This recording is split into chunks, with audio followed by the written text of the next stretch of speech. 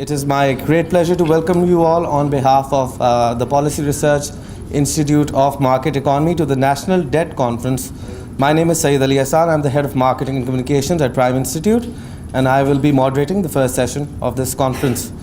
Prime Institute has organized 3 annual national debt conferences, once each in 2014, 2015, and 2016. This is the 4th National Debt Conference. These conferences have become the only open national platform to discuss the dynamics surrounding the public debt and have come up with practical recommendations. The main purpose of the National Debt Conference is to analyze the composition, the usage, sustainability risks, and consequences of the public debt for Pakistan's economic freedom. The main purpose of the National Debt Conference is to analyze the composition, a candid but impartial diagnosis based on facts is crucial to resolve the challenges around public debt. We hope that our 4th National Debt Conference can generate short, medium, and long-term policy options that can help Pakistan steer through the challenges which are imposed by a growing level of debt to a growing economy.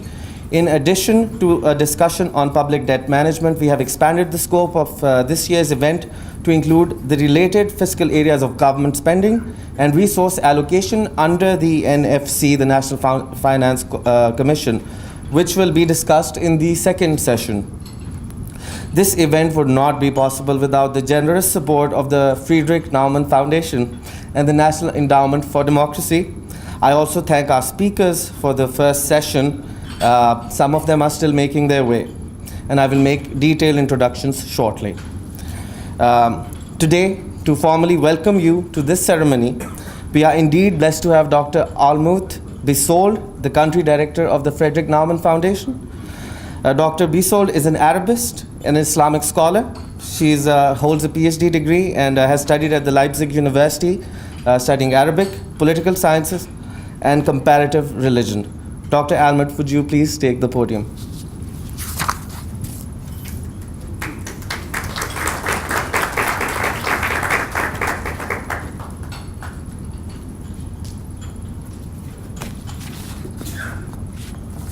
Assalamu alaikum. My Arabic is that good that I even managed to have a spelling mistake in my speech. So this is incredible. But anyway, thank you very much for welcoming me here, and especially for gracing me with the honor of opening this prestigious conference. A look at the program tells me that we are having with us very distinguished guests and speakers. I will not mention every single name because I'm sure that all of them will be introduced later. Therefore, I stick to the all-encompassing Arabic, may peace be upon you, and do have a good morning. Assalamu alaikum wa sabah al-khair. Just preparing this welcome note made me aware of the fact that I'm in Pakistan for almost 4 years by now and attended almost all the national debt conferences Prime was successfully conducting in the past 4 years. In today's National Debt Conference, 3 topics will be covered in 2 sessions. It was mentioned already, debts and then resource allocation as well as spending. I'm here in Pakistan on behalf of a German political foundation, which is called FNF, Friedrich Naumann Foundation. FNF is in Islamabad in Pakistan for more than 30 years and doing work on democracy in general, especially in regard to the compatibility with Islam. Furthermore, free market economy, and that links us to Prime, and thirdly on rule of law in general. I myself am, as you already heard that, I'm not a finance person at all, but of course I am aware of implications public debts have. No matter where in the world, let it be in Germany, I am German, or in Pakistan or any other country with public debts. Resource allocation is a topic which highly interests me. I still remember when I learned about this topic at school a long time ago. In Germany, we have the sharing formula of federal resources amongst our states, which is quite complex. and so is our tax system. Let me share a few details with you. We have federal, state, and municipal taxes for covering the needs of every tier. However, a few states out of our 16 states manage better than others. Especially 3 southern German states, one of them Bavaria with its capital Munich, are financially very sound. According to an equalization payments mechanism, the financial resources are redistributed both between the federation and states, but also between the states themselves. It is obviously the most important tool for the financing of regional development. The aim, as laid out in the German constitution, is to balance the differing financial strength of the federal states.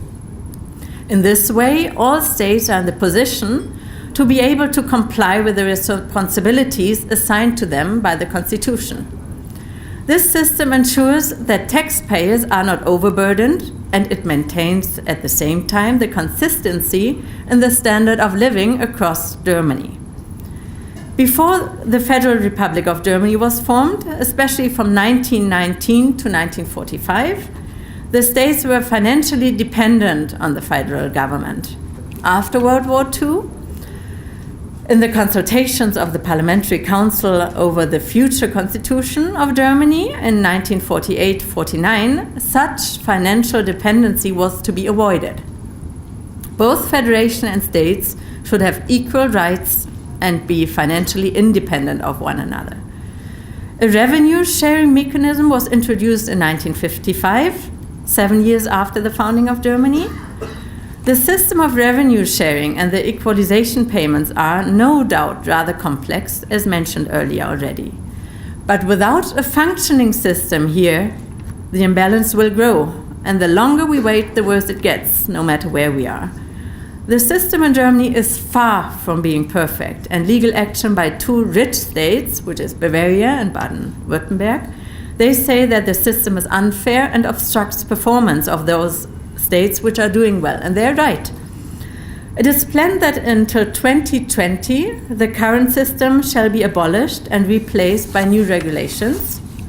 However, with finding a good solution here, a lot of trouble can be prevented.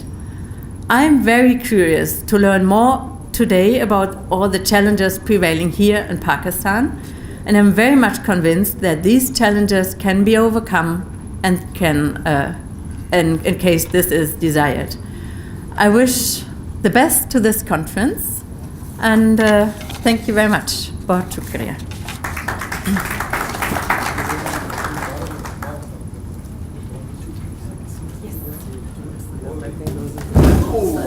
Sorry. Okay? Yes.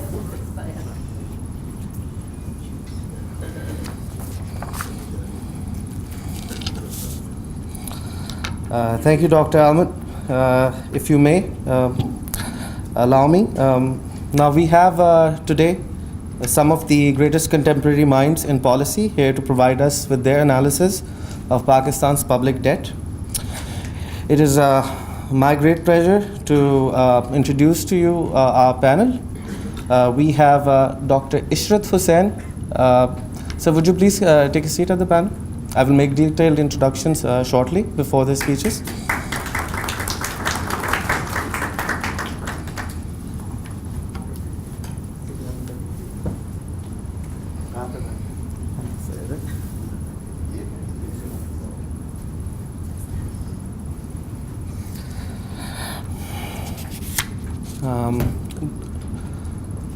Dr. Vikar Ahmed of STPI.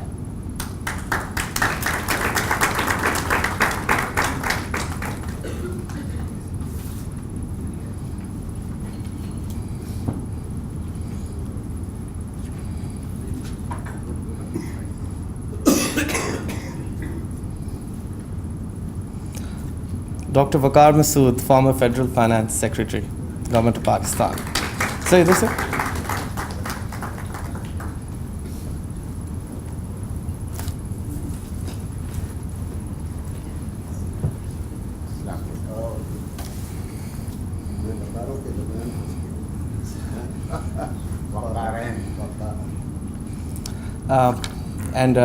last but not least, the founder of Policy Research Institute of Market Economy, Mr. Ali Salman.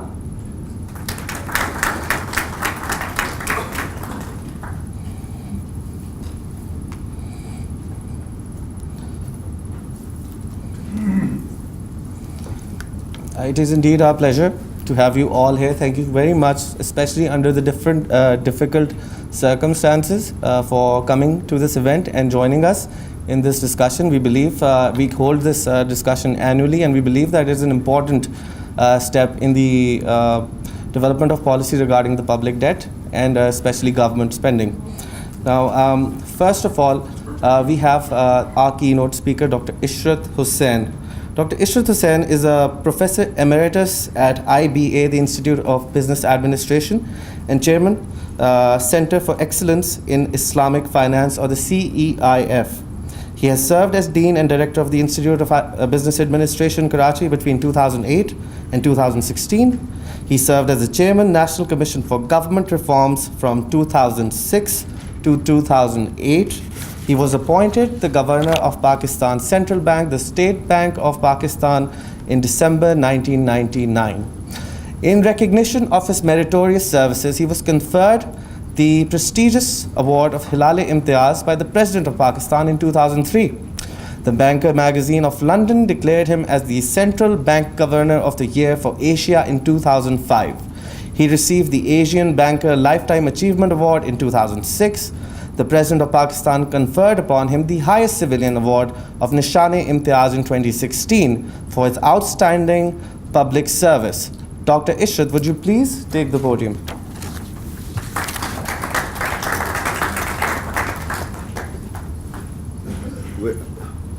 Remote की तरह इसका और यहाँ से करेंगे अच्छा First of all, let me thank Prime Institute for inviting me this morning to share my thoughts about this topic. I must apologize, I was under flu for the last 6 days, and this is my first day that I'm up on my feet, but I'm still coughing very badly, so please forgive me in advance. I thought the debt situation has become so controversial that I would take a different take and put it in the historical perspective of the last 17 years. Although I could have gone back for almost 60 years, but more interesting material is when we actually reached almost 100% of GDP in fiscal year 2000, and then brought it down to almost 50%, and then it has now gone up to 79% of GDP in 2017. So what are the lessons which we can learn from this historical journey? But most of the confusion is because of the concepts and definitions. And I'll take few minutes in order to define the various components. The whole picture is that of the total debt and liabilities, the TDL as I call them. And this consists of two components, the public debt and the private debt. So when the government uses the numbers, they always talk about the public debt. They do not include the private debt. While the State Bank of Pakistan, when it uses in its report, it talks about the total debt and liabilities, which is TDL. And this TDL consists of domestic debt and external debt. So domestic debt is mainly public, but the external debt again is divided into two components. One is public external debt, and the other is the private external debt. And that together gives you the entire picture of our debt burden. Now, if you look at this picture in 2017 June, and that's the number which I will use because that's the latest information I have been able to gather, the gross public debt, which is 85% of the TDL, is 67.2% of GDP.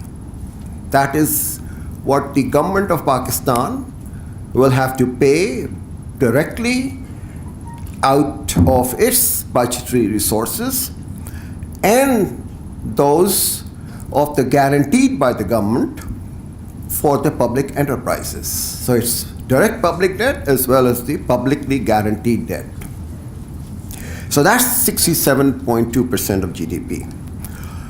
The remaining 15% is to the private borrowers of Pakistan, resident in Pakistan, for which the government has no fiscal obligation, but the State Bank of Pakistan has to provide foreign exchange to service their debt.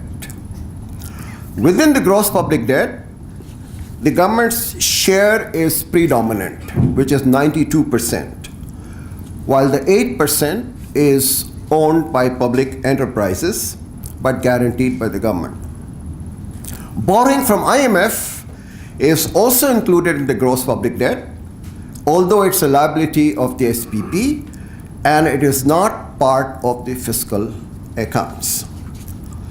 Now, the total debt and liabilities is made up of the borrowings in rupees from SPP, commercial banks, national savings schemes, price bonds, sukuk, etc. And the borrowings in the foreign currency are mainly from multilateral institutions such as the World Bank, ADB, Islamic Development Bank, bilateral countries, or international financial markets in the form of Eurobonds or sukuk. And this is where I depart. And I argue that it is not advisable to examine the debt burden in absolute terms or in per capita terms. So you keep on hearing in talk shows that each Pakistani now is burdened by such amount. The correct way to assess is to use various indicators that relate total public debt stock to the national income, to exports, to the government revenues, total foreign exchange earnings, foreign exchange reserves. And that, I think, will give you a much better picture. But I also submit to you that a more relevant and important way to look at the debt burden is the debt servicing capacity, especially that of external debt. As this has to be paid in foreign exchange, this capacity is very much dependent on current and future earnings of foreign exchange and the level of reserves.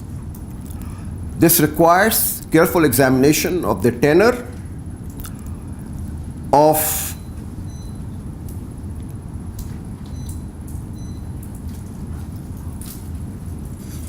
element of concessionality, interest rate, grace period, and of each loan which has been contracted. The risks of domestic debt are totally different from those of the external debt. Lumping domestic and external debt together is analytically incorrect. While both create debt servicing liability for the budgetary purposes and therefore affect the fiscal balances, the risk profile of the two are quite different. Domestic debt has to be paid in rupees, which can either be printed or the central bank can acquire those obligations on its balance sheets by creating reserve money. It involves creating possible inflationary pressures, but in advanced countries, there were inflation hawks who said that after QE, there will be hyperinflation in the United States and the advanced countries. And the balance sheets of Fed Reserve and ECB and Bank of England have exploded, but they are unable to even reach their inflation target of 2%. But that's advanced countries. I cannot predict the same thing as far as Pakistan is concerned. But there's no risk of default, which is a real threat in case of the foreign currency denominated debt. If you look at the 1980s Latin American crisis, 1995-96 Asian crisis, 98 peso crisis in Mexico, the Russian crisis, the ruble, these are all triggered by the solvency and liquidity problems in servicing their foreign currency loans in the terms and conditions which were fixed a long time ago. What are the risks of the domestic debt? These are rollover risk, interest rate risk, and the most damaging is the crowding out of the private sector credit. So what my aim today is to largely focus on the external debt and liabilities and its servicing capacity.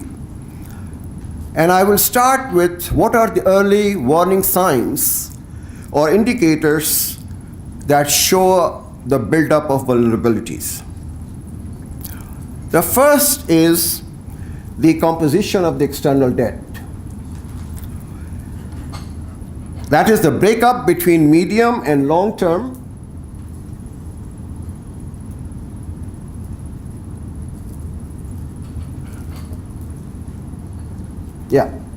between the medium and long term and the short term loans. If it is heavily dominated by medium and long term loans, then the risk is much lower. Then we look at the ratios of external debt and liabilities to GDP, exports, foreign exchange,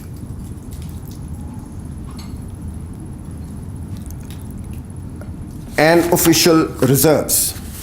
If these ratios are on a downward moving path over time, there is not much cause for alarm.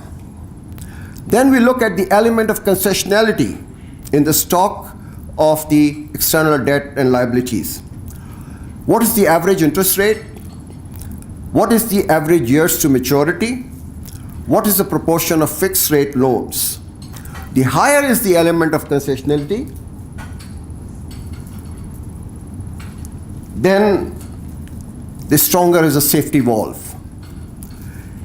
We then examine, are the country's official liquid reserves adequate to cover the short-term loans and loans maturing during the year?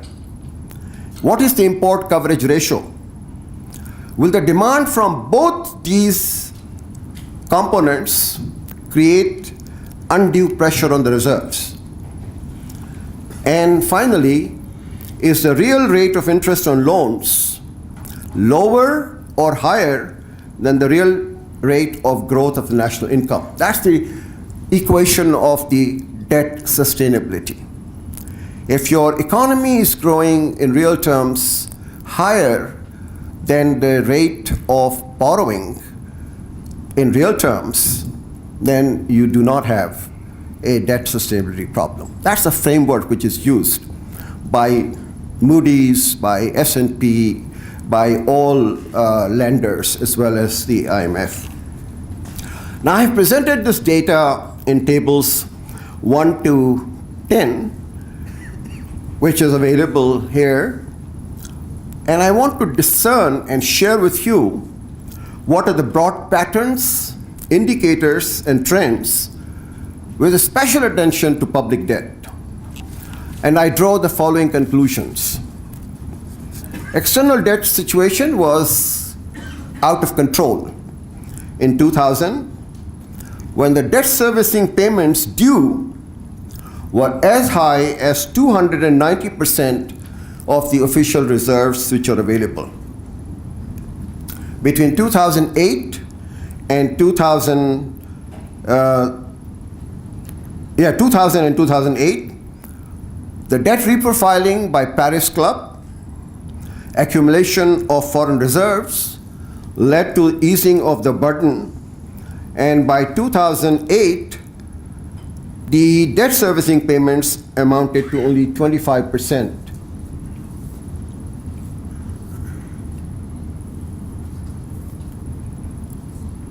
And that was a trend in the public debt between 2000 and 2008, which you can see. And the debt servicing also is on a declining path. There was a further pressure in 2013, but it took a turn for better in the next 4 years, raising its ugly head once again in 2018. The rapid depletion of reserves in recent months has created serious concern as import growth is quite accelerated and the current account deficit is widening. Total debt service obligations have therefore remained at the same level as in 2008, that is around 6% of GDP, and have in fact declined by 1 percentage point. But as I pointed out to you, the import coverage ratio of the reserves is now at a very precarious situation, which is about 3 months or less than 3 months it's fluctuating. Public external debt is lower in 2017. The first one I told you is the total external debt. It's only 20.7% of GDP, while it was 27.1% in 2008 and 21.4% in 2013. About 93% of the public external debt falls under the category of medium and long term, while 7% is under the short term. Therefore, the risk appetite for further short term borrowing to tide over payment difficulties cannot be ruled out, as the short term public external debt to SPP reserve ratio is 5.5. Concessional loans still form more than half of the outstanding stock, and commercial loans account for only 1.6% of the total. Total stock of TDL on June 30th, 2017 stood at 79% of GDP, which is 16 percentage points higher than 2008 and 6 percentage points higher than 2013. Domestic debt now accounts for 70% of the TDL, up from 52% in 2008, while external debt is down to about 30%. Of the TDL, the share of gross public debt is 67.2% of GDP, which did not rise at the same speed as TDL.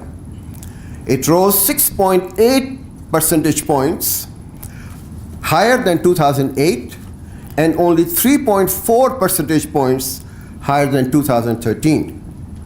To my own surprise, because I was not keeping a tab, the real culprit is the private sector debt, which has risen from 2% of GDP in 2008 to 11.5% in 2017. Therefore, you see this jump in the TDL GDP ratio. It is pertinent again to point out that for private sector debt, the government has no fiscal obligation, but it is the SPP's responsibility to provide foreign exchange to service the debt. So the central bank's objective is different from that of the Ministry of Finance.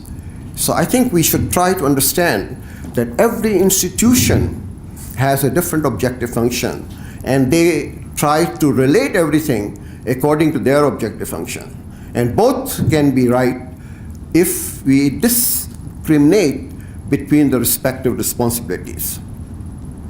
Borrowing from the IMF, as I said, is also included in the gross public debt, and all the public guaranteed debt for the public enterprises is also part of that. To me, the biggest setback during the last 4 years has been a secular decline in the export earnings of the country. From 25 billion, we have come down to 21 billion. And this has raised the alarm as far as I'm concerned, because the EDL to the foreign exchange earnings ratio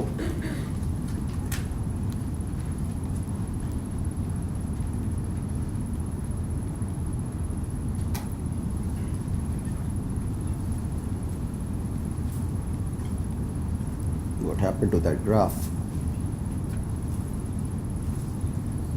Yeah, EDL has gone up to 162%. It was down to 121%, which was closer to 124%. If I were sitting in the state bank, this will give me sleepless nights, because my capacity to service the total external debt is declining, because the ratio has gone up to 162.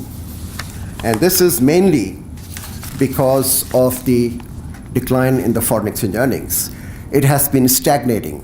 Between 2013, it was 52 billion, and today it is also 52 billion. It's always been increasing over time till 2013, but these 4 years, we see a decline or a stagnation in the total foreign exchange earnings. What is the future? These requirements of the current account deficit and the principal payment, I mean, people also misunderstand. It is not the total debt servicing, because the interest payment part is already included in the current account deficit. It's only the repayment of the principals which is part of the financial account. And the foreign direct investment and the disbursement from the existing pipelines of the loans which you have contracted over time is also part of the financial accounts, which offsets this particular deficit. In one of my papers, I found that in 2008, our current account deficit was 4% of GDP. But we ended up with $1 billion of surplus in our reserves, because our overall balance of payment was $5 billion. $4 billion, it took care of the current account deficit. Do I foresee the same kind of flows coming in from FDI? I don't. Because the first quarter is 661, and if I extrapolate this is going to be at best, about $3 billion, which does not do the arithmetic. I read a newspaper item, and I think Vikar is quite fresh. He will vouch for it, that we have a pipeline of projects where disbursement has not taken place for the reasons of inefficiency by the agencies responsible, which is really creating a serious problem. Whether that can be done during the next 8 months or not, I'm not quite sure. So this is where I end up saying there is a need for a proactive management of the external account as far as the next few months till June is concerned, because the foreign exchange earnings ratio to me is quite troublesome. Thank you very much.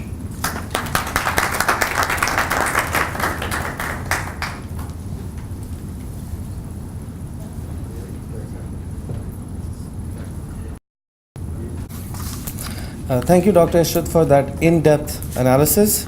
Now I would like to ask Dr. Vikar Masood to take the stage. Dr. Vikar Masood is former Finance Secretary of Pakistan, former Finance Federal Secretary of Pakistan. Dr. Vikar was appointed secretary 4 times, which I believe is a record. Yes, at the civil service. Dr. Vikar is going to conclude actually. Dr. Vikar Ahmed. All right. Okay. I apologize for that. I think there's a change in the schedule. Now we will actually have Dr. Vikar Ahmed to speak at the podium. Dr. Vikar Ahmed is the Deputy Executive Director at the Sustainable Development Policy Institute. Between 2009 and 2011, he was the head of macroeconomic section in the Planning Commission of Pakistan. He remained the technical associate and member of the task forces constituted by the government of Pakistan, including the advisory panel of economists in 2008. He was published extensively in areas such as macroeconomic modeling, inclusive growth and infrastructure reforms, trade and taxation, youth employment, women-led social enterprises, and social safety nets. Would you please take the stage, sir?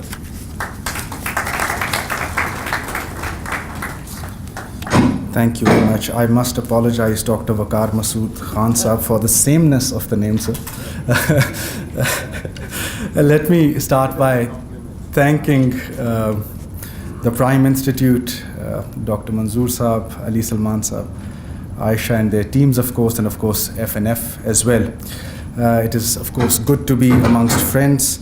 Now, I only have 10 minutes, and I'm glad that Dr. Ishrat Hussain has actually covered a lot of space and really highlighted the gaps and the way forward. And of course, the other 2 panelists who will be following are much more qualified on the subject. So in my sort of 10 minutes, I would just want to leave you with these 3 key messages, rather questions actually. So the 3 key issues on the table. First, why has Pakistan resorted to the short-term nature of debt? Something which we also saw in one of the slides of Dr. Ishrat Hussain a while back. Second, is the government's debt strategy delivering? And third, how is debt management being regulated? Let me start with this chart, this short-term debt as percentage of external debt. And I think both Dr. Hussain and Dr. Khan would agree that it really took the Treasury a lot of effort to bring down this percentage during the previous decade. And I think my presentation starts with this key concern that it is now on the uptick again. And this really is a key concern here. So in monetary terms, we are talking about a total external debt and liability of somewhere around an $80 billion mark, which was at the end of the previous fiscal year. And this represented an annual increase of $9 billion last year, dollars. The State Bank's own report highlighted that 88% of this increase in the last quarter was mainly due to the economy's urgent debt procurement from China and commercial banks.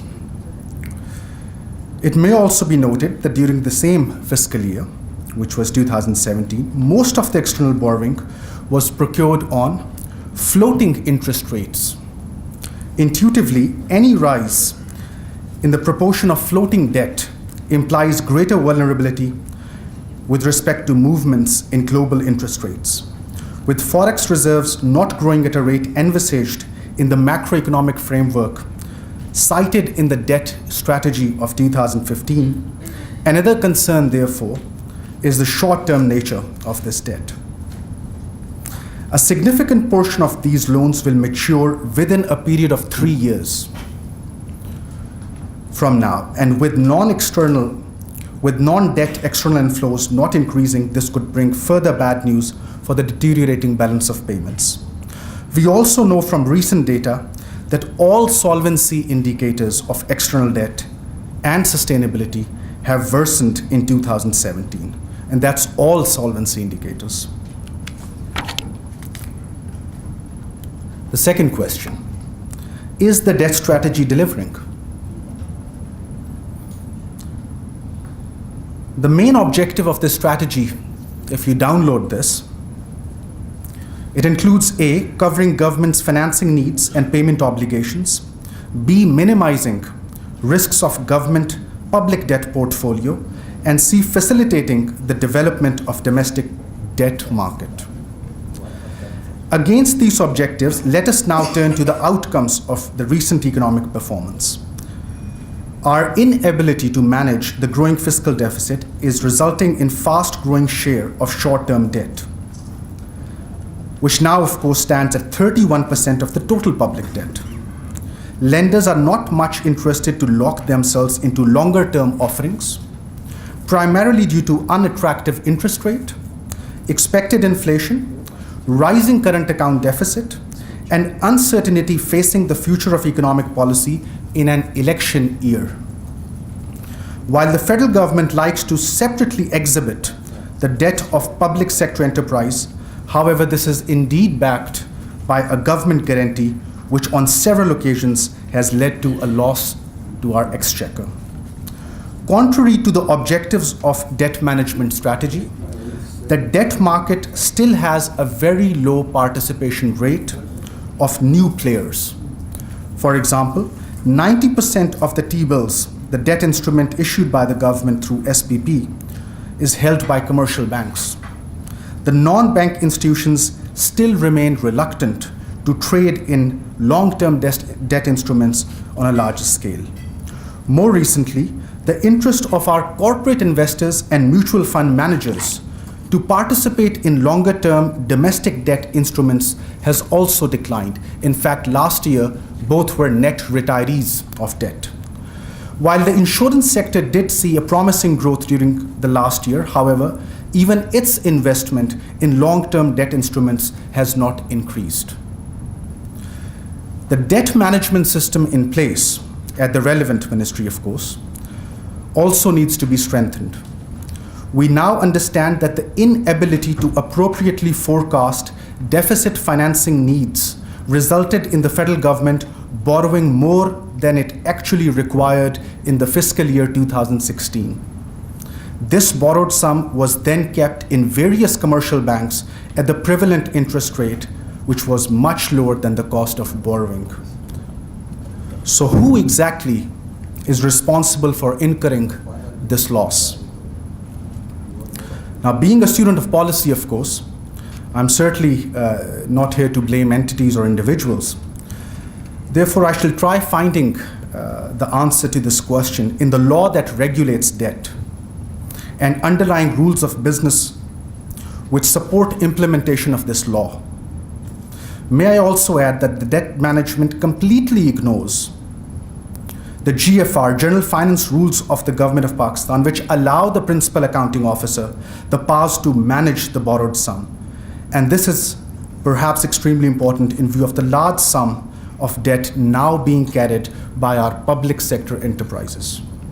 And this brings me to the third question. How is debt regulated in Pakistan? Now, the primary law to regulate the debt is the Fiscal Responsibility and Debt Limitation Act of 2005. Unfortunately, this law was not able to deliver due to the weak demand and supply side accountability measures, which should have been part of this law. On the supply side, we understand that the Parliament could only weakly challenge the amendments twice brought on the floor for amending this act through the use of another act, which was Finance Act 2017. Of course, the later act was helpful for the government as upper house of the Parliament lacks the power to vote on the finance bill. This role of parliamentary oversight is extremely important here. However, during the whole of the last fiscal year, there was only one full dedicated day by the Senate Standing Committee on Finance, which was devoted to discussing Pakistan's debt. I have my doubt that the time devoted by the NA's Standing Committee even sums up to a single full day. So the question is whether the parliamentarians are really interested in discussing debt or not. Now, due to the weak accountability governing FRDL Act, any government now has the ability to change the definitions of basic debt accounting concepts, including the overall definition of public debt. In short, this act is a loose piece of legislation due to the ease with which it can be manipulated. Let me offer an example here. Most administration, once in power, are indeed fond of the fungibility of debt in Pakistan. At times, even the external debt liability is also regarded fungible. This is the ability to use debt for purposes other than what it is actually meant for. This is an important issue now, as we have now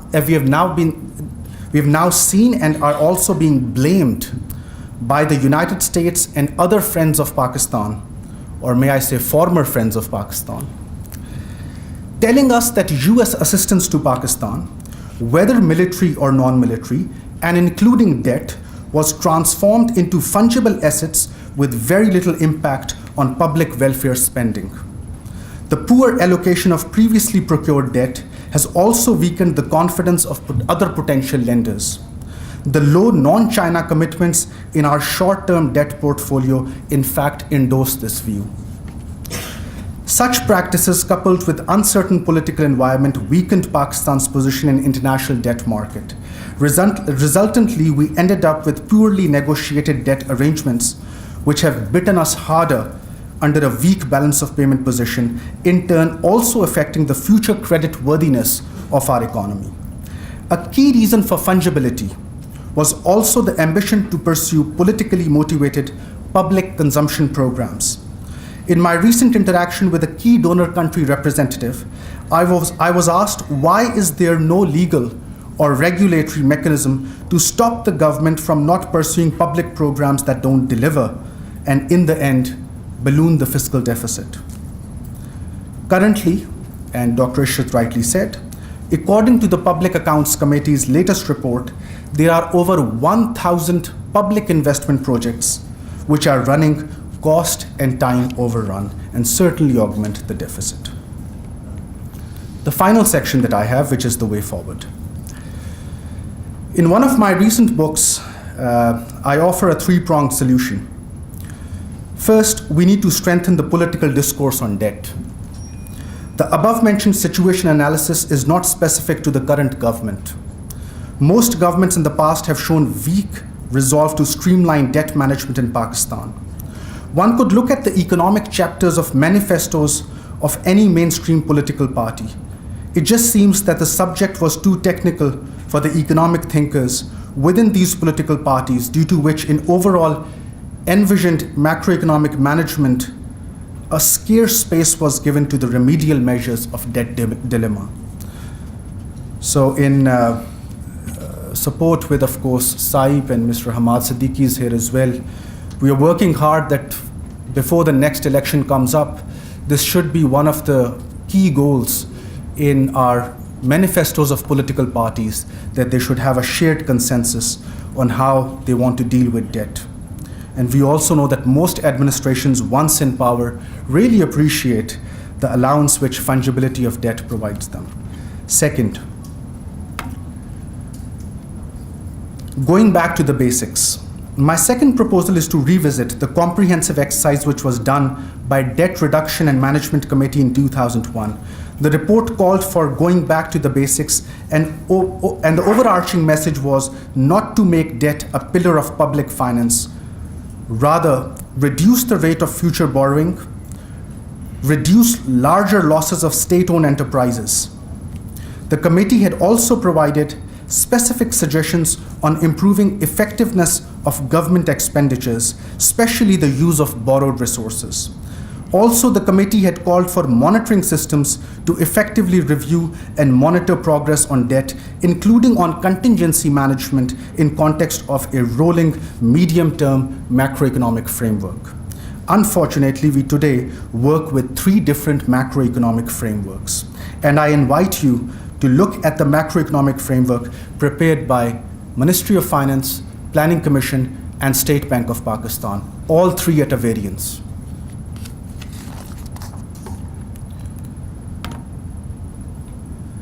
The third prong here is to strengthen the demand side accountability, which is important for future regulation of debt in Pakistan.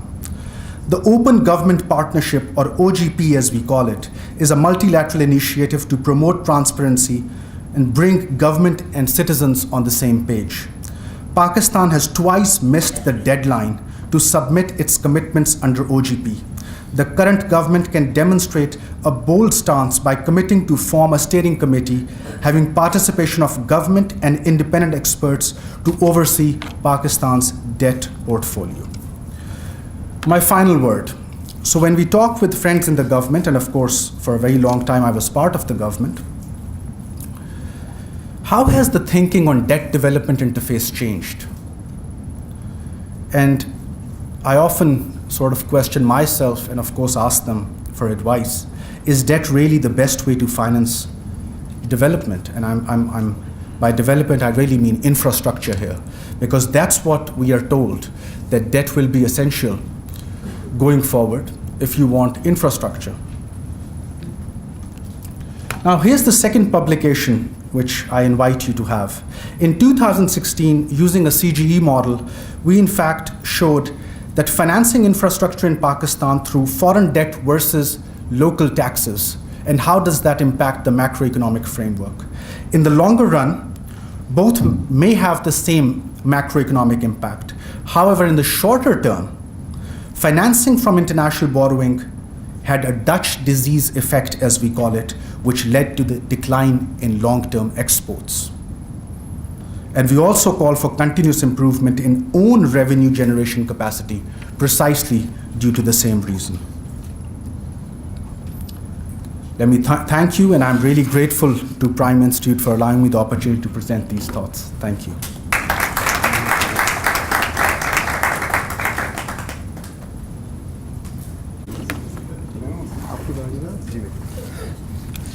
Thank you, Dr. Vikar, for that detailed presentation.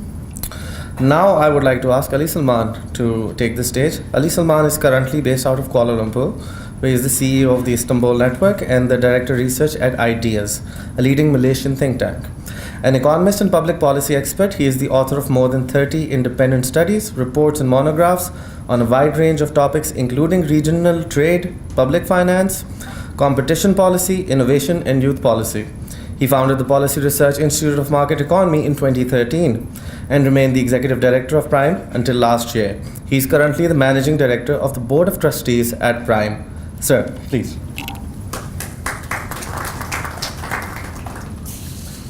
Thank you, Syed. Bismillahirrahmanirrahim. It's a great pleasure again to see the fourth National Debt Conference, which we instituted in 2014.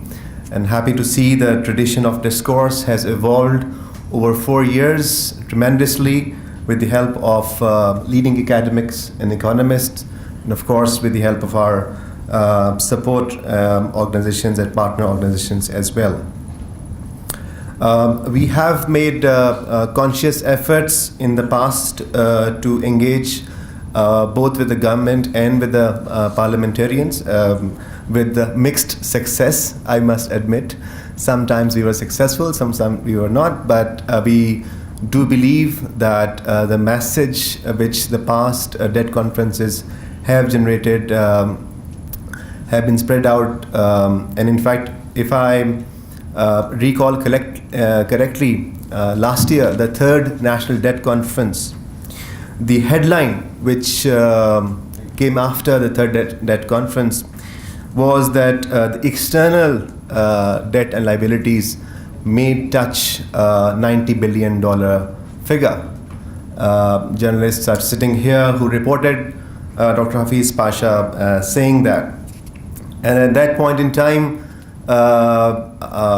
government of the time, which is still the same government, obviously, criticized and questioned the findings and the sort of main messages coming from our debt conference. But today I was struck when I was looking at Dr. Ishrat Hussein's presentation that he is reporting, he has shared the data that already that external debt has touched $82 billion. And therefore, we hope that the messages which are coming from the fourth National Debt Conference are taken even more seriously because it definitely affects the entire the economic policy of the nation. I do not have a formal presentation today because I think after the worthy speakers who have just spoken before me, I would not be able to add a lot of value in terms of figures and ratios and data. But what I have before you is a short and selected review of discourse on national debt. You will see, and you must have seen, in fact, that this discourse has great variance. There is no harm in the diversity of opinions, but there is also variance on the issues. There's also disagreements on certain facts about when we talk about debt. And I believe that last year or this year, change in the debt definition itself has further complicated the discourse. And we hope that this discussion further can help us to resolve as far as the national debt is concerned. If you look at the government documents, you will see ratios anywhere from 55% debt to GDP to now 78% debt to GDP. These are wide divergence in fact. But I'm going to ask later, is this the most reliable measure to look at the sustainability and the risks imposed by an increasing stock of debt for the country's economy? What are the right questions? And I argue that the debate so far generated so far, in the media and in public, including the government, has led us to asking wrong questions. I'm happy to see Dr. Vikar Ahmed pointing out to some of these issues by adding his list of questions, and I think I would agree to many of them. Going back to Dr. Ishrat Hussain in-depth presentation this morning, I was looking at the same 17 years time period, and if you remember, Dr. Ishrat said that as long as the economy is growing at a rate which is higher than the accumulation of debt, we are all right. We don't have to be worried about.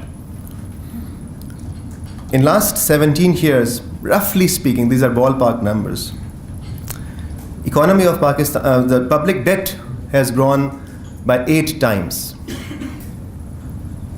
Domestic debt has grown by 9 times. External debt has grown by 4 times. But if you look at the public debt has grown by 8 times, we ask how much the economy has grown. Economy has grown half of it, 4 times. So it's clear, if we apply the theoretical framework here, which Dr. Hussain presented, our economy has not grown with the accumulation of debt. This also implies that perhaps we have not been able to utilize the additional borrowings which we have contracted over last 17 years as a whole. So that's one of the key message. The economy has not grown, and we, in terms of the accumulation of debt, and we have not perhaps used the debt wisely. What are some of the key institutions saying?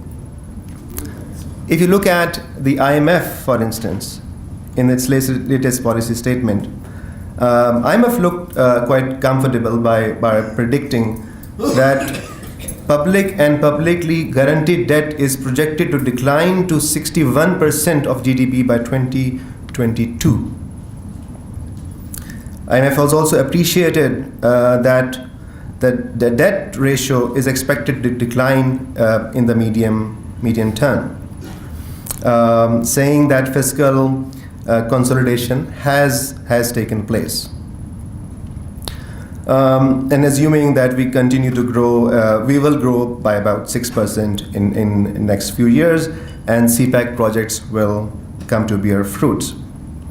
At the same note, IMF also has warned that if the adverse shocks occur, then this ratio can shot up to actually above 70%. So these are the sort of the range which IMF has given in terms of Pakistan's exposure to debt problem. What government is saying, since government officially is not present here, I thought that I should refer to the medium-term debt management strategy for 2015-16, 2018-19, and also reiterate some of the my apologies. I mean to say it's not here, but I'm sure that government would be sitting here. Thank you for pointing this out. So the short-term maturity domestic debt has actually reduced from 64% to 47%. Refinancing risks have been reduced. Interest rate risks have been also reduced, and also according to the government documents, share of external loans maturing within 1 year, which was about 28% of official liquid reserve, which was earlier 69%, it is now 28%. So in 2012, this ratio was 69%, now it is down to 28%.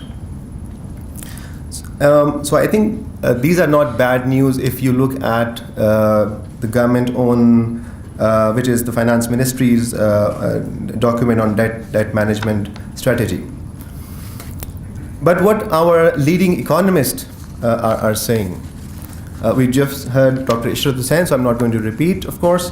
But for instance, Dr. Hafiz Pasha, who was a keynote speaker here last year, is saying that, well, the country might actually be forced to knock on IMF door again before the close of this fiscal year, since the prospect of improvement in export earning and remittance is grim, and development spending in the election year would increase dramatically. So he sees a lot of problems here.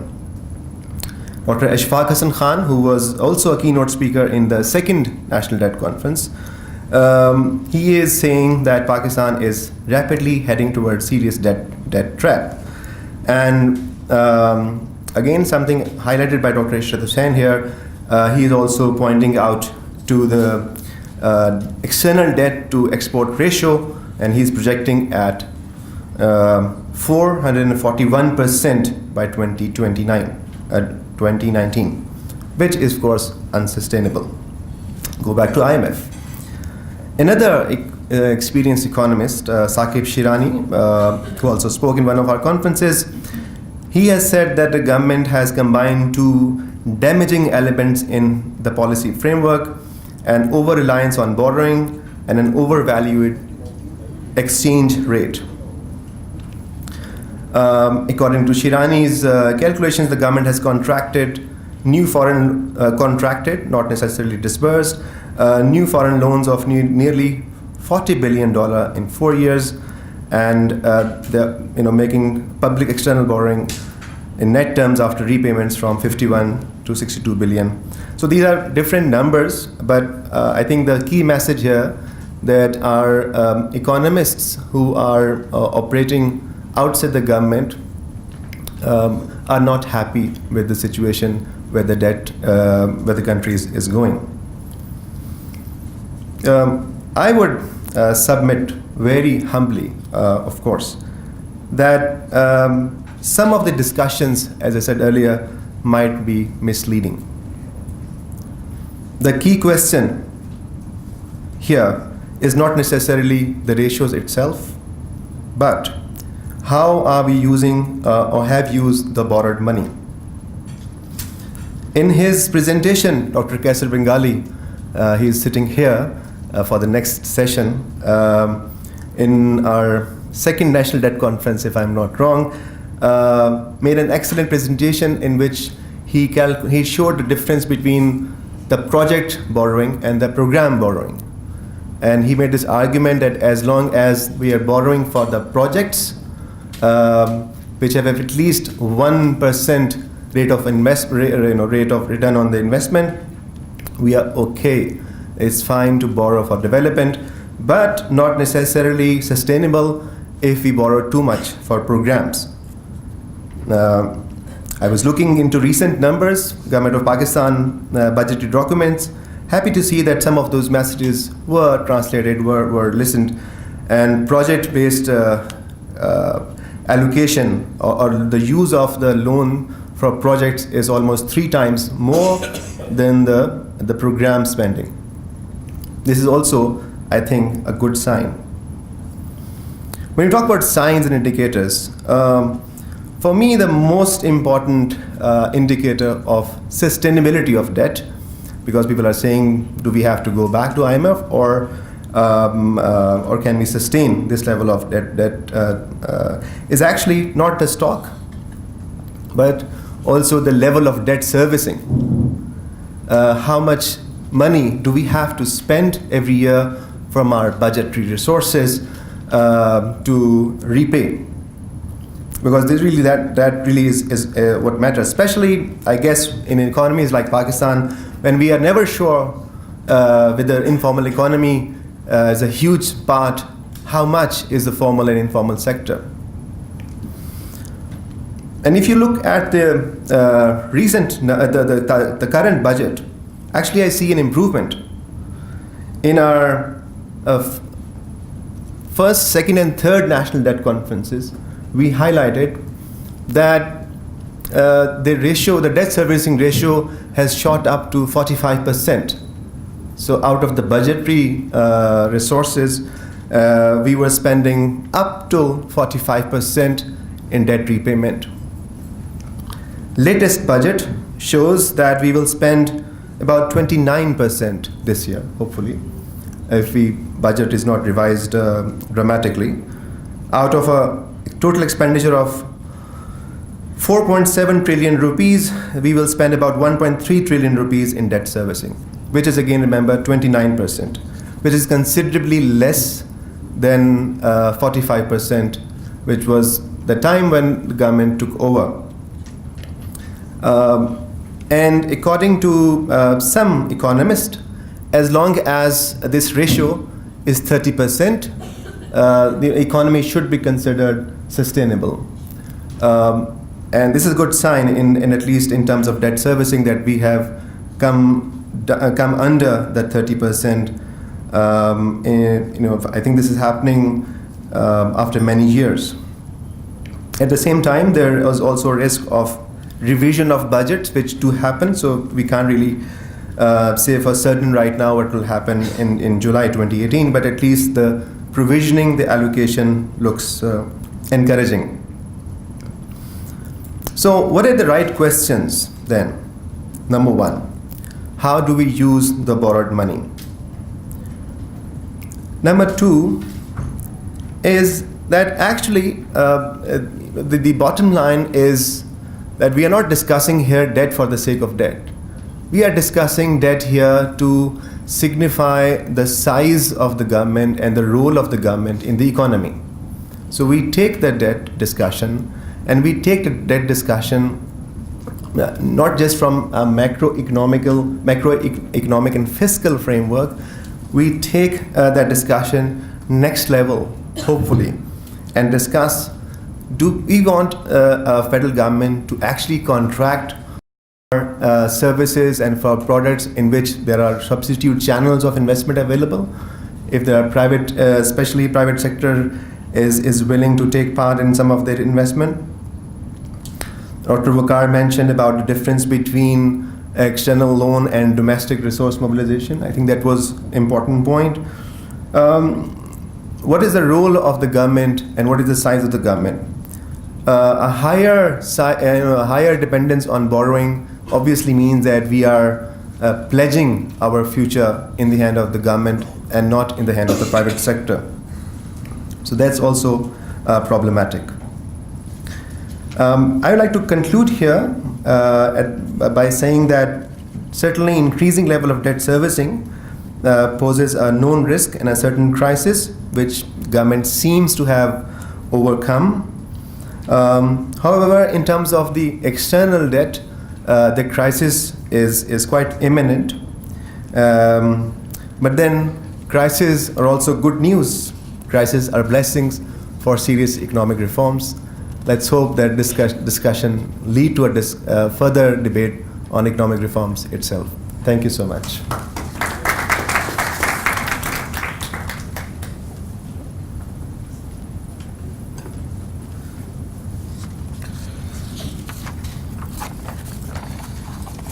Thank you, Ali Salman sir.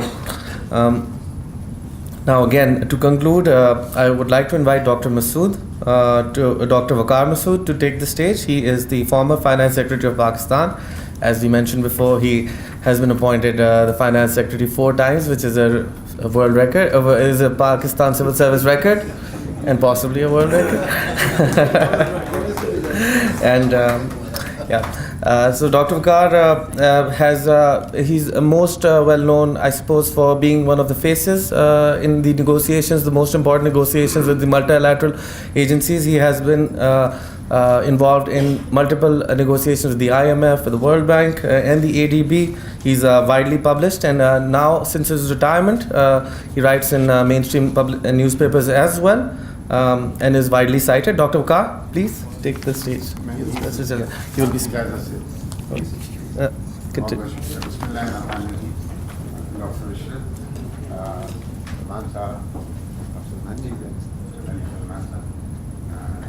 Dr. Vikar, Hamna, और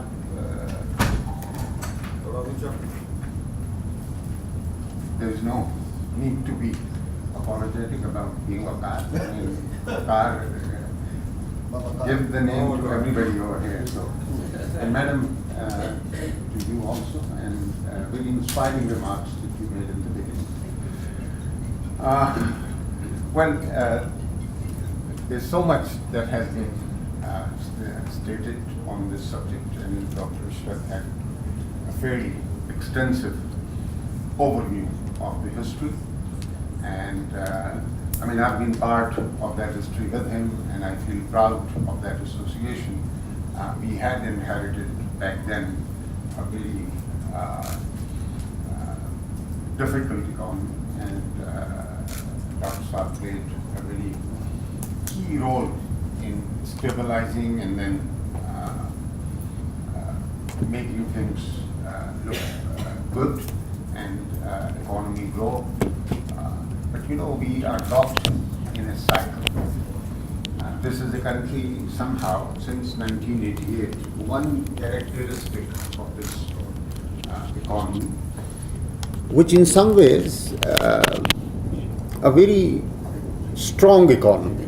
Okay, if somebody were to be thrown back in the year 1988, he just would not recognize that economy. How regulated, how controlled was that economy compared to the economy that we have. This is an economy which is, despite challenges, and I'll mention the challenges in a minute, this is an economy that is standing on its own strengths. And as Dr. Saab will testify, that as a central banker, he has overseen how the external sector in particular has been deregulated, liberalized. All exporters and all importers, they don't go, I mean, when we grew up, and when I'm going to the university, I had to get the P form and the $30 to travel to US. No such thing, not at all. In fact, he sat through the system of establishing exchange companies. Yeah, I mean, those nearly now $30 billion worth of trade takes place because he liberalized. He gave away all the currencies also, just only a dollar thing. Now, I'm mentioning these things as part of the strength of the economy. But clearly, policies still remain critical. to the stabilization process. And unfortunately, the policy cycles, there is a vicious cycle in which we are locked in. So 2008, at the peak of whatever was achieved since 1999 or 2000, we saw things, there were international shocks also, the international oil price and commodity price shock. But we were pushed to a fund program. Never thought that we will do it again. And then again, we stabilized, but then we ran into that cycle until 2030. And so soon, I mean, 2008, and then again in 2013.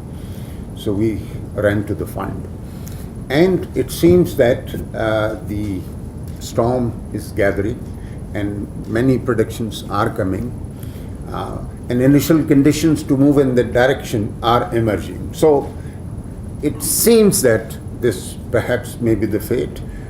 We are in the last year of the government, and government, obviously there is a political challenge that's going on. It's not the same government that started the term in terms of its capacity to deliver. So this is a cycle in which we are locked in. But despite that cycle, it is not a flat cycle. If you map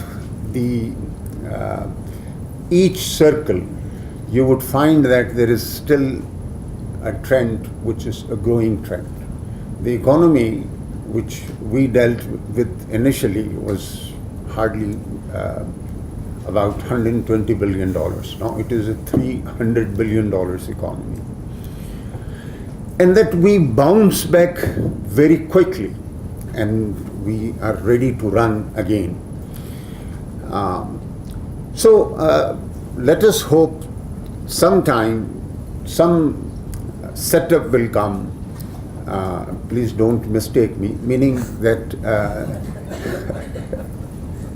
because people may I mean, there would be a leadership that would make consistency the hallmark of its policies and give the country a direction which would enable us to not fear the constant repetition of this cycle. Now, let me come to the main topic that has been debated, the debt burden. Frankly, I have seen many things in country's history, and that history that I'm just talking about. So, there comes certain topics, certain issues that gather a momentum in a fashion or in a manner that it is kind of politicized.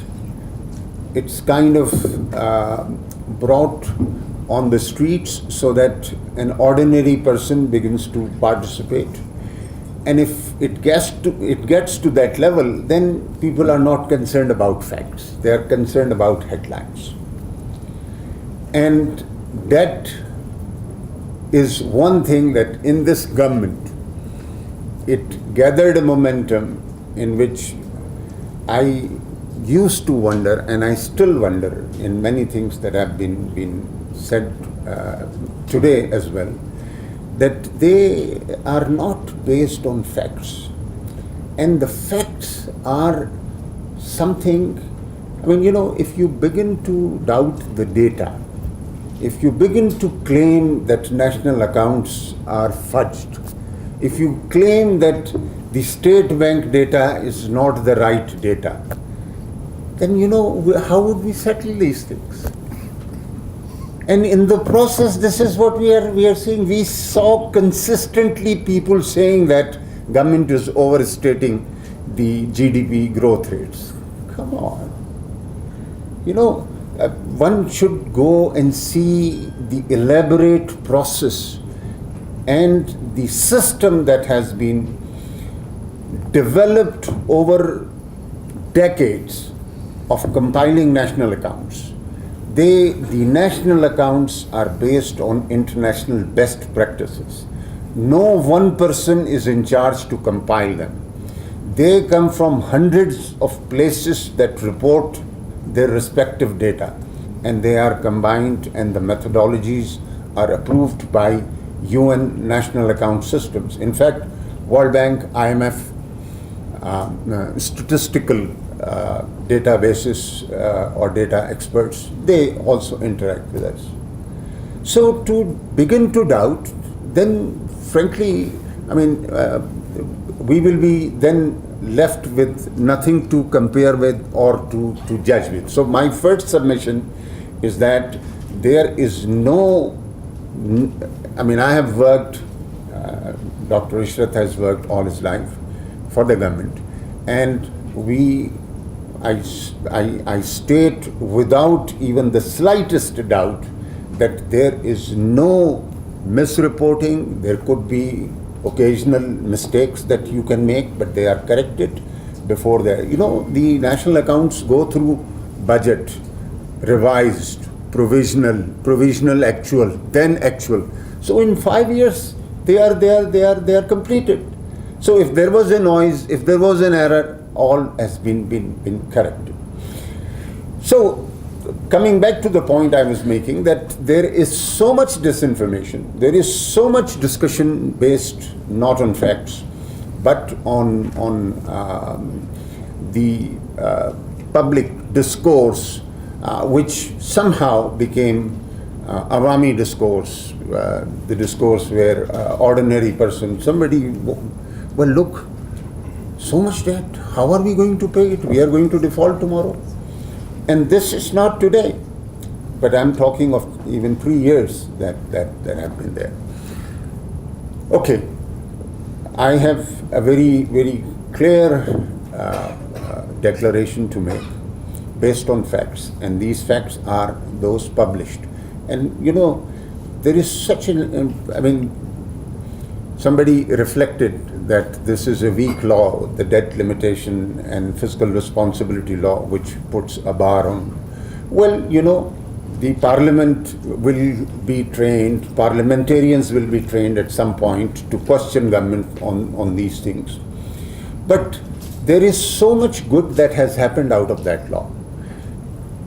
2 statements have to be submitted to the parliament on 31st of January. Fiscal policy statement and debt policy statement. And they have wealth of information for everybody to see. This is not something, and if you go to the Ministry of Finance site and Public Debt Office, you have everything. And they provide now even information on the risk associated with our debt. This we have worked out under the fund program. So now, based on that, I claim that until very recently, until 2017, when trends have slightly reversed, end of 2017, 16-17, the fiscal year 2017, trends have changed. But prior to that, the debt burden that in this government inherited 2013 was reduced. Okay. And if it has inched up, it is very slight. And frankly, those who may have worries about how these monies are used, by and large, it has already been noted by Ali Saab that 92% is going into the project financing. All right? And it doesn't mean that there cannot be some waste also. Even foreign funded projects could be a waste, and we need to work on that. But the other amount, the program loans, sir, those loans are taken for balance of payment support. And they are taken so that the people, as they like, import and export, that gap, the current account gap, that can be met. So it is to facilitate it. The government will not be using it. it goes and sits in the central bank, and central bank manages its balance of payments. So those things come, or they go to build up the reserves. That process that has been halted. Now, first of all, as Dr. Ishrat Hussain very clearly pointed out, there is no concept of debt on rupee side. So please, our problem is not domestic debt. Not that this is an open license to keep issuing any amount of debt. Not at all. Because this is where this whole thing of fiscal deficit comes in. Because fiscal deficit is essentially the creation of the first step in creation of debt. The issue is the external debt.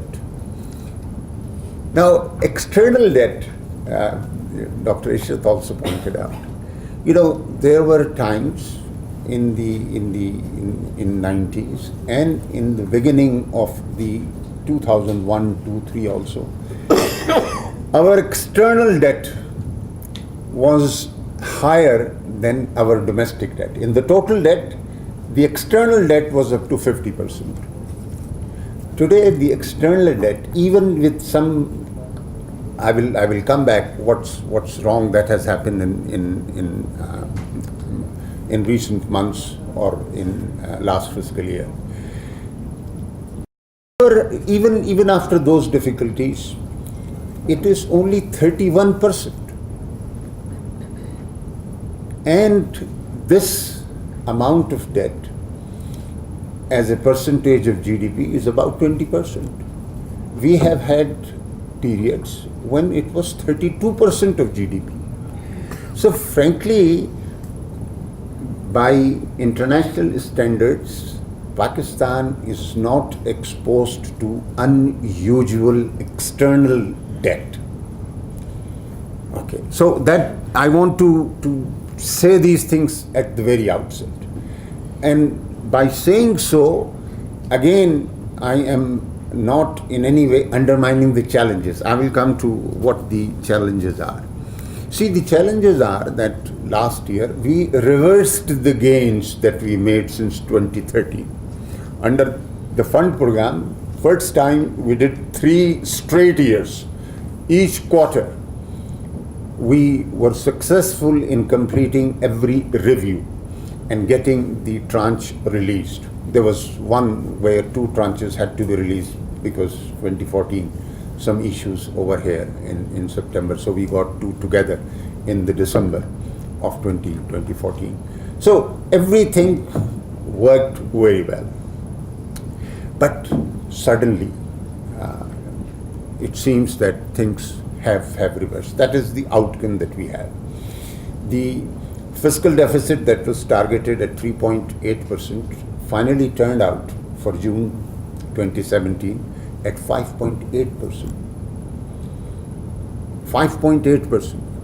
And the trends that we see for the first quarter of 17-18, we see that the deficit will be exceeding even 5.8. Now, as all economists know, that deficit gets translated because when you're overspending, obviously you will be overspending on purchasing oil or purchasing machinery or importing something for the projects perhaps you may be doing in whatever way. So the public sector demand seeps into the import demand.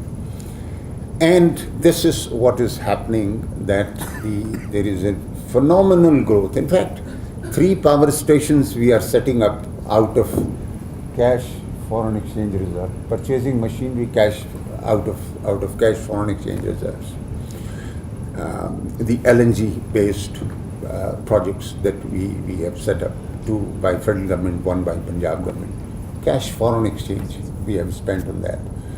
So normally it is the external financing that comes and we pay over the years. So we see then the rapid increase in imports. Imports were, or the current account, let's just not talk of individual things, the current account shot up about 3 times, from $4 billion to $12 billion last year. And unfortunately, the financial account was not sufficient to provide the $12 billion. It provided about $10 billion. So $2 billion we had to draw down on our reserves. This was the story of the one full year last year. In the first quarter, we see that $2 billion have been lost in the first quarter. And that's really worrisome. And the current account of the first quarter indicates that we could be easily $15 billion current account deficit. And I wonder whether we will be getting the amount of external resources that are needed. So the problems have emerged. But I have not seen a problematic, and I've told you it's cyclical, cycles. This cycle is coming at a time when the economic conditions are the best. Let me support what I'm saying. The growth is projected to be in excess of 6%, or at least 6%. The second month data on LSM released yesterday again is double digit. So, and we have whatever little reports we get about the agriculture side, they are fine. Okay, they're fine. The sugarcane is larger than, and there was a bumper crop last year, so they say the sugarcane is still higher than last year. And similarly,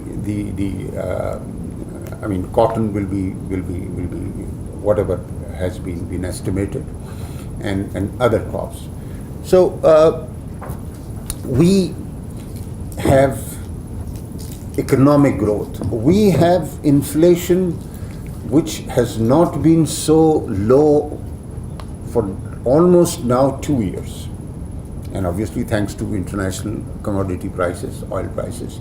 And we are suffering on our exports because the commodity prices remain muted or low.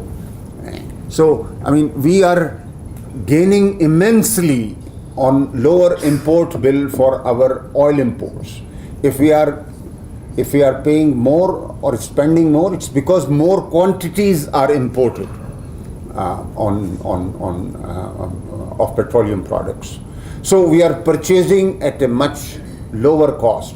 So our exports are also suffering, and the others are benefiting because the export prices are down. So terms of trade overall are favorable to Pakistan. So the conditions are exceptionally good in terms of growth, in terms of price stability, in terms of investments that are coming, and we know that there in the pipeline there is phenomenal investments. So what my submission is that we are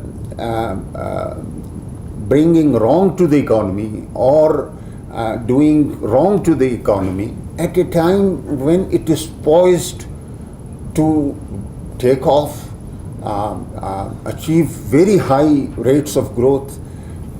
These two things, these two policy actions have the capacity to undermine it. Because if you, again, at this rate, people have estimated how long this can go on. Well, I think this we may pass through the fiscal year.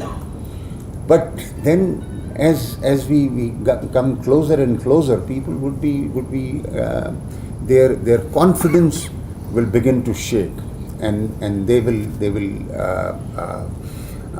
the buoyancy in their mood and their commitment in Pakistan may begin to dilute. Now, I conclude by saying that debt has begun to be problem. The time is short. Otherwise, I could have I would have spoken more. But my message is that the debt burden is moderate. Although the level of deficit that we have sustained last year and looks to be repeated this year is ominous, and that moderation may begin to wane. But the policy actions are immediately needed. They were needed yesterday.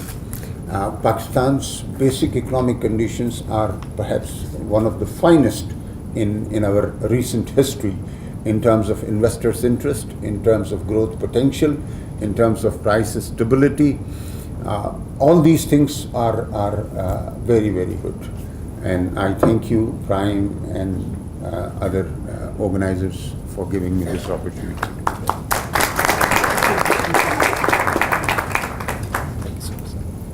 On your left with the mic, and Mr. Shayad on your right with the mic.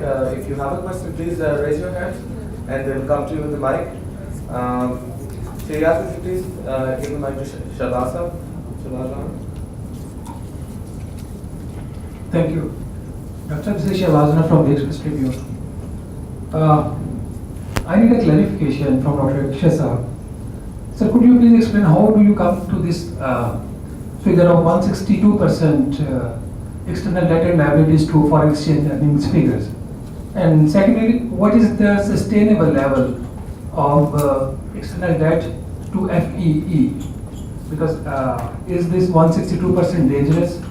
If I calculate the foreign remittances, the FDI and the exports, this number probably comes close to 200%. I may be missing something. And Dr. Vikar sir, at the conclusion of your talk, probably you were short of saying something. What policy action do we need at this stage? Do we need to go to the IMF? Do we have something other in our basket that can save us for next 8 to 9 months? Thank you, Shabazz. It's the foreign exchange earnings are the summation of your exports of goods and services, okay, remittances and other income. As Vikar pointed out, the State Bank mops up about 2 to 3 billion from the exchange companies, which is surplus. Then it is FDI, which comes into the kitty. So if you take that, my calculation is about 52 billion, and that's 161 is based on that ratio. I would be worried if this was not declining. We cannot get hung up on absolute ratios, but we have to look at the trends. Because the trend is going up. It was stable at around 120, 121, but it's gone up to 160. If the State Bank or the Ministry of Finance can demonstrate that they have a strategy to bring this down from 160 to 140 and 130, I'll be satisfied. Because there is no parameter in order to determine as to what the appropriate ratio is. But the greater is your foreign exchange earnings, the more secure you are that you'll be able to service your debt and cover your imports. As Vikar rightly pointed out, if you at this point of time disrupt your imports of the raw materials and the machinery and equipment, which is actually fueling your growth, you're going to do a great disservice to this country. So I personally think that we have to take care of the imports as well as the debt servicing together to reach this ratio. That's why my indicator, which I used to keep in mind every morning, how is the foreign exchange earnings doing? Well, Shabazz, it's very straightforward. For instance, if you go to the fund tomorrow, what would they ask you before they give you the support? They indiscriminately will ask you to bring down the deficit to 4%. Okay, for instance. So at least 2 percentage point deficit, then you would be affecting. Okay, so we have to cut, and then the other prescription. I said yesterday also in my article, unfortunately, the reserves are used to defend the exchange rate. How on earth? I mean, these reserves have been mobilized with enormous effort of privatization, of selling 3G spectrum, IMF funding, World Bank policy loan, ADB policy loan. Everything has gone into it, and including the Euro bonds and Sukuk. For this purpose, that you will put $2 billion because you are not interested that the exchange rate should maybe shooting up. And again, this is a free market. We have to. Look, you could be more sensitive here, but don't we make an adjustment in oil prices every month? Is there a more pervasive price affecting ordinary people, everybody, than this one? And we make adjustments because the market, and when you did not make that adjustment back in 2008, we fell flat. Thank you, sir. I will take two questions from the left now before taking the. I just want to know this doomsday scenario that is always put before the general public that if we default, perhaps doomsday is going to occur. Argentina defaulted in 2001 and has survived as a state. There was no mass hunger, there was no mass famine. How can, what if we just simply default and move on? As a student, I would like to know. And since China is investing in CPEC, we can get machinery from them and oil from the Middle East. Why should we just keep on looking like beggars towards the West, the Europe and the Americans? Your answer, sir. Please focus on this. Why can't we simply default and get rid of all this debt accumulated over the years? Thank you. And a second question from here. शुक्रिया जनाब। बिस्मिल्लाहिर्रहमानिर्रहीम। मेरा नाम साजिद नवाज है, member national assembly हूँ। Doctor Waqas साहब ने बड़ी अच्छी पिक्चर पेश की है। अल्लाह करे ऐसा ही हो जो हमें एक एनकरेजमेंट, लेकिन ऐसा लगता नहीं है। जो ज़मीनी हक़ाइक़ हैं वो उससे यकसन मुख्तलिफ हैं। हम शायद इधर बैठे हुए हमें वो नज़र नहीं आता जो हमारे नीचे पब्लिक में होता है। हम क्यों हम कहते हैं कि हम पे कर्जा बढ़ा, फी पाकिस्तानी कर्जा बढ़ता जा रहा है, वो क्यों हो रहा है फिर जब इतने अच्छे हालात हैं? दूसरे हम क्यों इतना पैसा आ भी रहा है और हमारा इंफ्रास्ट्रक्चर भी नहीं डेवलप हो रहा? तो ये इसको जो इतने डेट सर्विसिंग हो रही है, इसको आप यहाँ हम कह रहे हैं कि पार्लियामेंटेरियन को उनको ट्रेन किया जाएगा, लेकिन वो भी हालात नहीं लग रहे, क्योंकि जो जिस तरह का कल्चर हमारे मुल्क में डेवलप है उसमें आप जितने आप हमें बजट बुक्स पकड़ा देते हैं उसमें मेरा ख्याल में 1-2% भी वो उस बुक्स को उनकी समझ नहीं आती। तो ये चीज़ें हैं जिनको डेवलप करना है। तो ये अब डॉक्टर साहब से क्वेश्चन ये है तो क्या उन्होंने इतनी अच्छी जो प्रेजेंटेशन दी है, तो इसमें ये क्यों हो रहा है कि यहाँ पे कर्जा फी पाकिस्तानी हर साल में क्या महीनों के हिसाब से वो कर्जा बढ़ता जा रहा है?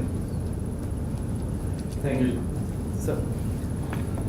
I was the head of the International Finance and Debt Division of the government of the World Bank when the Latin American crisis took place. And then I was a member of IMF panel which visited Argentina to see what happened when Argentina defaulted. So I have personal knowledge. The conditions in the country were absolutely pathetic. Argentinians have very strong human resources.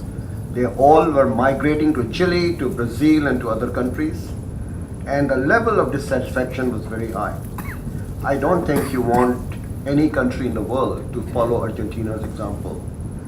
We created a debt reduction bond, which is called the Brady bond, which was an orderly reduction in the debt burden of the Latin American countries, and they are now doing extremely well.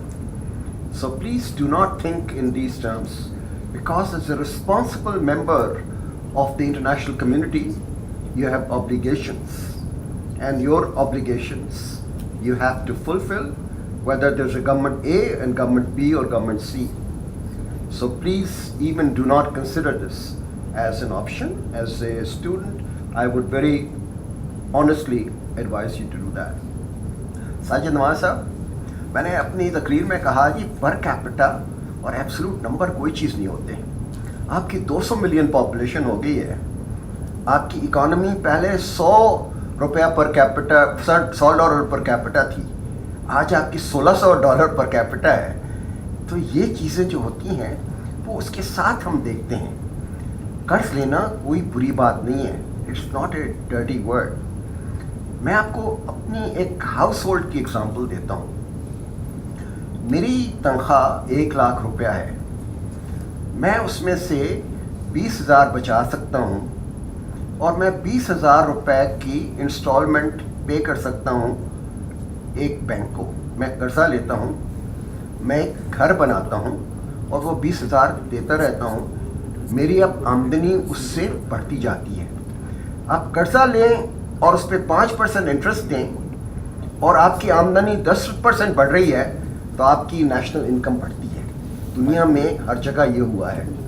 China का आपको पता है कि इस वक्त date कितना है? हमने तो बताया आपको कि 2000 में हम 100% ऑफ जीडीपी था, उनका 266% ऑफ जीडीपी है, और वो दुनिया की सबसे बड़ी कौम है इस वक्त है, जो सारी दुनिया में एक्सपोर्ट कर रही है. और अब अमेरिका को ओवरटेक करके वो जो है वो जाके नंबर 1 कंट्री हो जाएगी. और आपको ये बताऊं, 700 मिलियन चाइनीज़ जो गुर्बत की लकीर के नीचे काम कर रहे थे, आज वो मिडिल इनकम ग्रुप में है. आप इससे बढ़कर तो दुनिया में और कोई चीज़ नहीं है ना.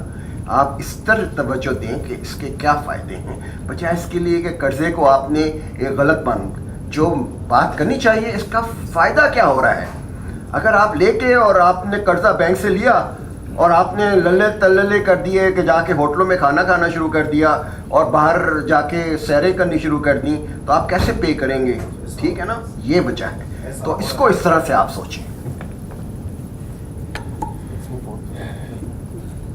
You see, again, we are not talking of the burdens that Latin American countries have.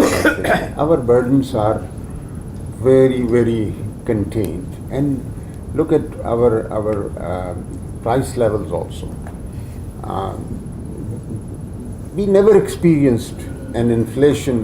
If you look historically, Pakistan has single-digit average in its entire history.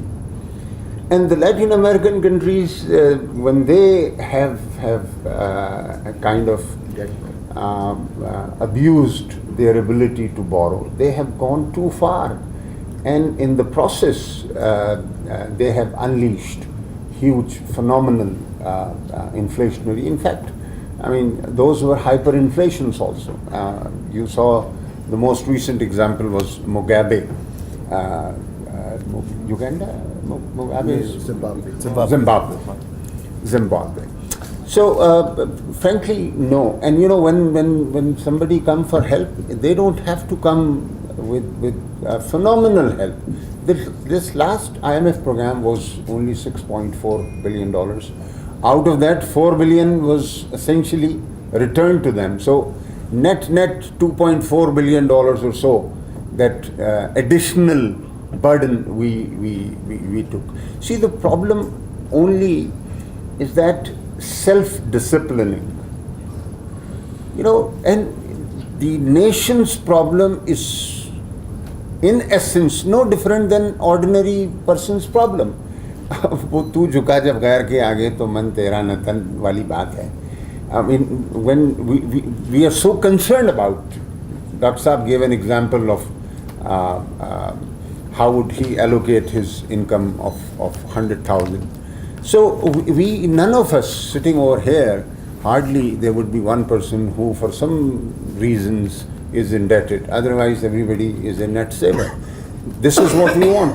Now, we are not saying to be a net saver for the government. We are saying, for God's sake, I mean, in my judgment, 4% fiscal deficit is what, in fact, we have in Fiscal Responsibility and Debt Limitation Act have agreed to 3.5, but 4% is a decent number.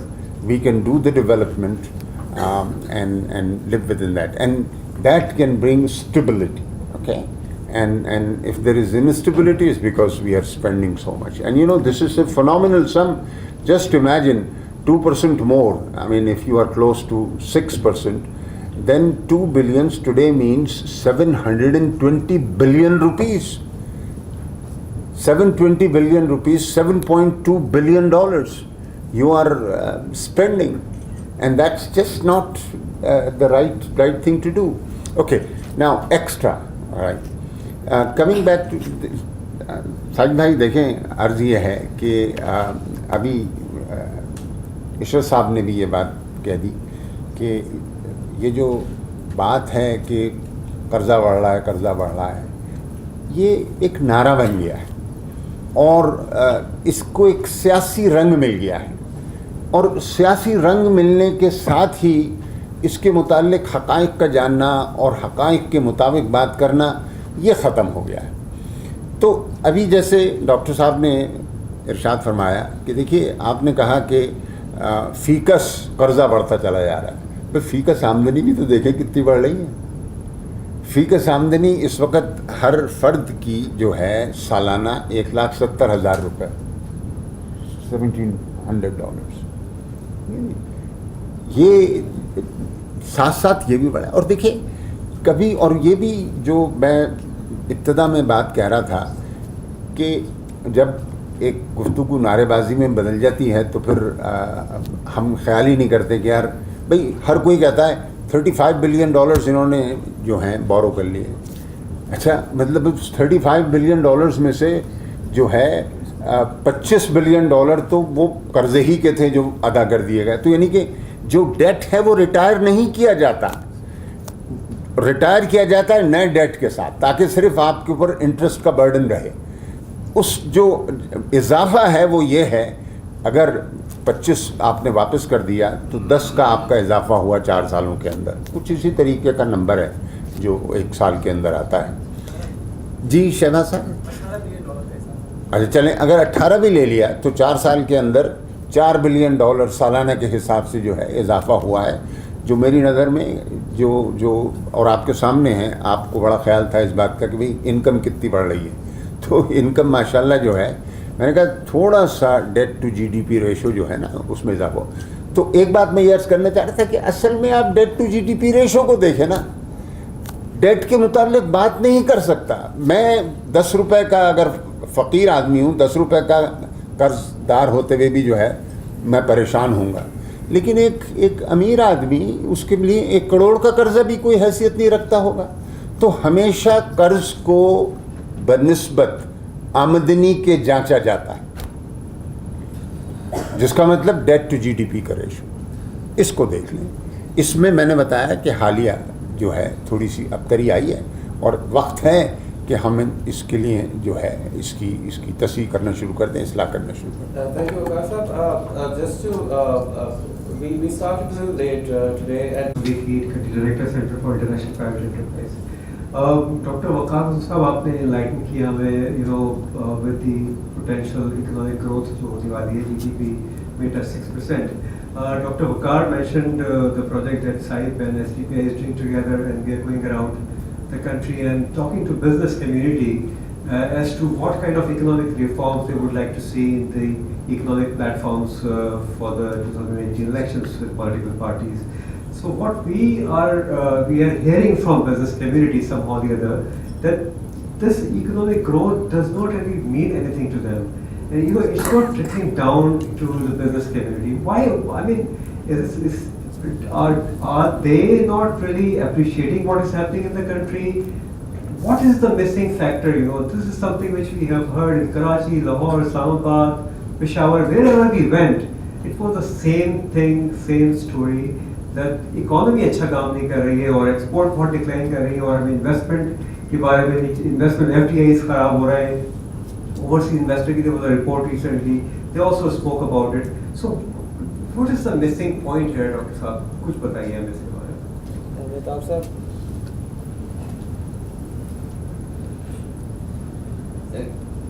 Shreya, can you please provide Mehtab sir the mic? I can speak louder. No, it's all right. Sir, this is Mehtab. I work for the news. Sir, my question is from my heart. I think now the time has come when we should speak truth. Sir, don't you think that we should face the responsibility? Again, we have lost an opportunity. When the growth was picking up, when the inflation was curtailed, again at that time, we again lost opportunity and now back to square one. Who is responsible for this? Will we continue to tinkering with the political system and it will continue to fall again and again thanks to the Parama leaks, and thanks to the judiciary and thanks to the establishment? How long we will continue to witness this kind of circle? My first question. My second question is regarding the fiscal deficit. Don't you think with this kind of structure and with this kind of National Finance Commission award, don't you think we can stick to the 4% of the GDP when we don't want to tax the elites when we will continue on direct taxation, indirect taxations, when we don't want to burden the real people who are earning a lot of money in Pakistan? What kind of structure we need and who is responsible for this whole mess? Policy inaction, political instability? We need clear answers. Thank you very much. Thanks, sir.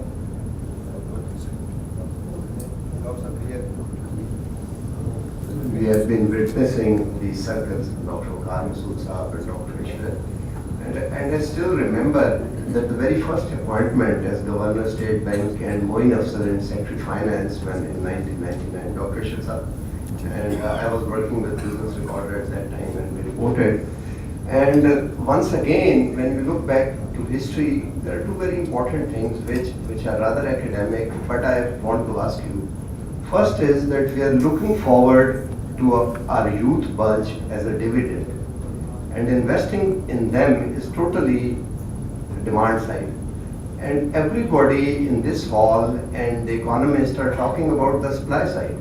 Because if you want to keep the debt burden and you don't worry about that someone will pay, that growth should not be affected, that is supply side.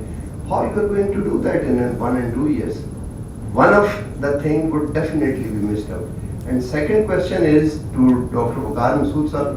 Doctor, we take purchasing parity as the yardstick, and you remember when our burden of debt was reprofiled, the US government only wanted $200 million to retire 1 billion or 2 billion because of the present day counting. So that brings us to the what advantage we have from the oil prices. And without figuring in, there is no figure which is real, everything is nominal. So I want you to say something on that as well. Thank you, Ji. Would you like to answer? Visibility of economic growth. See, when your manufacturing companies are having average rate of return of 20 to 25%, and then when you poll them, they say, oh, bahut bura haal hai. In 4 years, they are recovering all their, investment. What does it tell you? If the economy was not buoyant, if the economy was not growing, how would you get that 25% or 20% rate of return? We carry out a consumer confidence survey for the State Bank of Pakistan, and we ask a representative sample throughout the country. Have your own conditions improved? Yes. You ask, has the condition of the economy improved? No, it is in bad shape. So you have a contradictory mechanism which we can detect from these surveys. I don't know how representative your sample is, but this is what it is. My own learning, when I used to go on the television or give interviews to people like Tahir or Mehtab and boast about, that I built up the reserves from $300 million to 16 billion, तो कहते थे ये reserves हम खाएंगे क्या? हमारे बच्चे को तालीम चाहिए, हमारी बेटी को जब वो बीमार हो तो सेहत की सहूलत और मेडिसिन मिलनी चाहिए, पानी पीने का मिलना चाहिए, जॉब मिलने चाहिए, आपके रिजर्व्स क्या करेंगे? And I think you have to look at from the perspective as to what is really missing. And I combine Mehtab's question. What has happened? And I greatly admire the Parliament to do the 18th Amendment. But the devolution is incomplete. The devolution has to go to the district and union level, where there is interaction between a citizen and the government, and where most of the basic necessities are given. I don't mind giving them more resources. I have seen, going to the districts when I was chairman of National Commission on Government Reforms, people telling me, MPs और MNS तो बैठे होते हैं, sorry आपको इस्लामाबाद में, लाहौर में, कराची में बैठे रहते हैं, हम यूनियन काउंसिल के नाजिम के घर पे 12 बजे रात को कहते हैं कि हमें पुलिस वाला इस पकड़ के ले गया है, वो हमारे साथ चलते हैं, हमारे काम करते हैं. Not only that, you have a very high level of satisfaction when you have devolution to the grassroots, but also you deliver the services. And then your problem of the National Finance Commission, to me, is resolved. Because what is the purpose of National Finance Commission? To give services and deliver them efficiently to the majority of the population, not to the elites like me and you. And that, I think, is what we needed. 3 provinces, and I'm no politician and I don't belong to any political party, have gone back to the 1979 local government order of the Ziaul Haq. They all condemned the dictators. They rejected the 2001 ordinance because it was done by Musharraf, which has devolved 12 departments of the provinces to the districts, and what it would have done if it had continued. But except KP, all 3 provinces have centralized. I'm a great admirer of Shehbaz Sharif Saab. He said, we will form the district education authorities, district health authorities. He has done it. But he has kept the provincial governments and the deputy commissioner in there. It should be devolved. And there are now very respectable people who have retired from military, from civil service, from medicine, from health, who are back in Layya, who are back in Bhakkar. They should become the chairman of these boards and let them run this. So if you keep the local government reform, I tell you, your problem with the National Finance Commission will be resolved. Well, Mehtab Saab has asked a very profound question, and I don't know. I frankly don't feel up to the mark in terms of responding completely. Let me just acknowledge, and there will be a second session. And I see Wajid Saab is already here. The National Finance Commission award and the fiscal discipline have become an issue, and it needs to be debated. And what is realistic?